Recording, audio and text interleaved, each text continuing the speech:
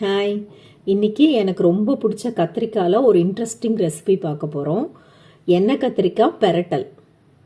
ஒரு 1/4 கிலோ கத்திரிக்காய், மீடியம் சைஸாக ஒரு 7-8 கத்திரிக்காய் எடுத்துக்கலாம்.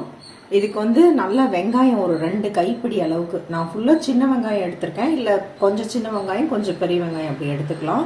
நல்லா ஒரு 2 கட்டி பூண்டு, ஒரு கை அளவுக்கு பூண்டு, 2 கை அளவு வெங்காயம், கருவேப்பிலை, கொத்தமல்லி, ஒரே ஒரு தக்காளி, சும்மா ஒரு கோலி குண்டு அளவுக்கு புளியை ஊற போட்டு வச்சுருக்கேன். இதுக்கு நல்லெண்ணெய் தான் நல்லாயிருக்கும். நல்லா ஒரு 2 குழிக்கரண்டி நல்லெண்ணெய் சேர்த்துருக்கேன். இந்த பெரட்னாப்பில் பண்ணுற டிஷ்ஷுக்கெலாம் கொஞ்சம் எண்ணெய் அதிகமாக இருந்தால் டேஸ்டியாக இருக்கும். கடுகு, உளுத்தம்பருப்பு, கடலைப்பருப்பு பொரியும் போது ஒரு 1/4 ஸ்பூன் பெருங்காயம் சேர்த்துக்கலாம்.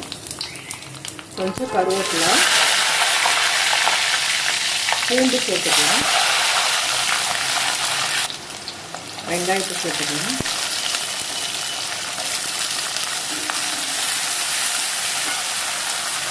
மீடியமாக வச்சிடலாம். இந்த வெங்காயம் வதக்கிறதுக்குள்ள நம்ம கத்திரிக்காயை கட் பண்ணிக்கலாம்.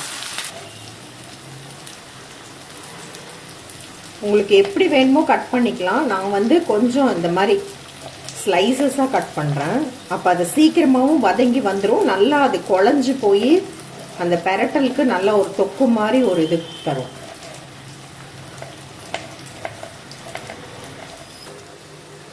இந்த கத்திரிக்காய் இதில் சேர்த்துக்கலாம். நல்லா கலந்து விட்டுட்டு இதுவுமே ஒரு 2 நிமிஷம் இந்த எண்ணெயில் நல்லா வதங்கி வரட்டும். இப்போவும் நல்லா வதங்கி சாஃப்டானோடனே ஒரே ஒரு தக்காளி அறுத்து வச்சுருக்கோம், நல்லா பொடி பொடியாக, அதை இதில் சேர்த்துக்கலாம். இந்த தக்காளியை மிக்சியில் ஒரு அடி அடித்து கூட நீங்கள் சேர்க்கலாம். எண்ணெயில் பெரட்டி விட்டுருங்க. இது நல்லா கொஞ்சம் இன்னும் ஒரு 2-3 நிமிஷம் வெந்து வரட்டும். ஏன்னா நல்லா ஒரு கத்திரிக்காய் ஒரு 50% குக்கே ஆயிடுச்சு. அந்த நல்ல எண்ணெய் மினுத்துட்டு பார்க்குறதுக்கே சூப்பராக இருக்குது.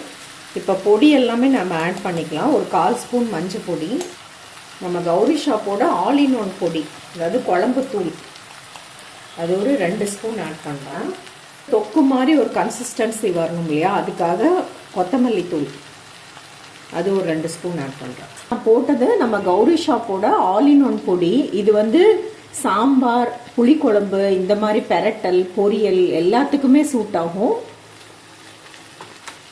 இது நம்ம கௌரி ஷாப்போட வறுத்த நாட்டு கொத்தமல்லி பொடி. நாட்டு கொத்தமல்லி பொதுவாக அந்த மாதிரி பொடி உங்களுக்கு கிடைக்காது. இது கௌரி ஷாப்புக்காக ஸ்பெஷலாக நாட்டு கொத்தமல்லி வாங்கி அதை வறுத்து கொஞ்சம் சீரகம், பெருங்காயம்லாம் சேர்த்து நம்ம பொடி பண்ணுறோம். இது எக்ஸலண்ட்டாக ஒரு டேஸ்ட் தரும். வெஜ்ஜு, நான்வெஜ் எதுக்கு சேர்த்தாலும் எக்ஸலண்ட்டாக ஒரு டேஸ்ட் தரும். இது வேணும்னா ஷாப்பிங் லிங்க் டிஸ்கிரிப்ஷன் பாக்ஸில் கொடுத்துருக்கேன். இப்போ இந்த பொடி எல்லாம் போட்டுட்டு எண்ணெயிலே பெரட்டி விட்டுடலாம்.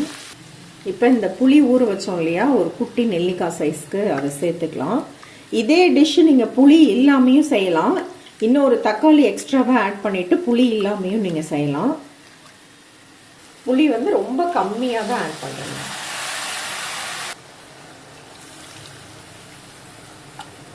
தேவையான அளவுக்கு உப்பு சேர்த்துக்கலாம்.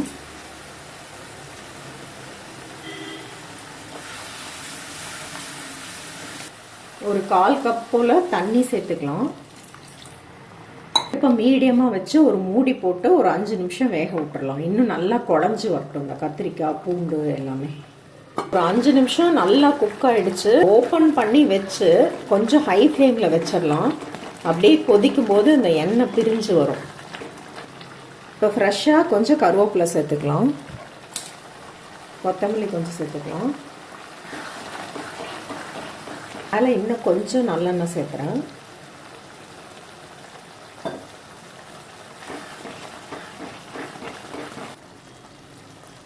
அவ்வளோதான் பாருங்கள், சும்மா தலை நல்லா நிறைய பூண்டெல்லாம் போட்டு ஜோரான ஒரு கத்திரிக்காய் தொக்கு செம்மையாக ரெடி ஆயிடுச்சு.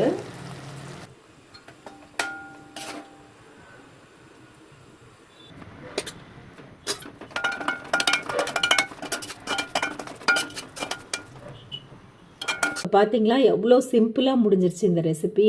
இதை நீங்கள் சாதத்தில் மிக்ஸ் பண்ணியும் சாப்பிட்லாம், இல்லை வெரைட்டி ரைஸ்க்கு, தயிர் சாத்துக்கு, ரச சாத்துக்கு சைட் டிஷ்ஷாகவும் வச்சுக்கலாம்.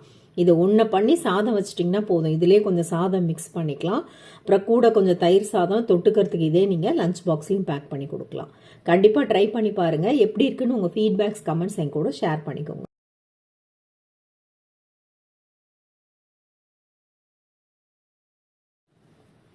கத்திரிக்காயில் சாம்பார் பொரியல் மட்டும் இல்லை, கத்திரிக்காய் பிரியாணி, கத்திரிக்காய் சுட்டு பண்ணுற சட்னி, அந்த மாதிரி ஏகப்பட்ட ரெசிபிஸ் நான் போட்டிருக்கேன். கத்திரிக்காய்க்கு தனியாக ஒரு பிளேலிஸ்ட்டே இருக்குது. லிங்க் வந்து டிஸ்கிரிப்ஷன் பாக்ஸில் கொடுக்குறேன். ஸோ நீங்கள் பார்த்து தெரிஞ்சுக்கலாம். பாய்.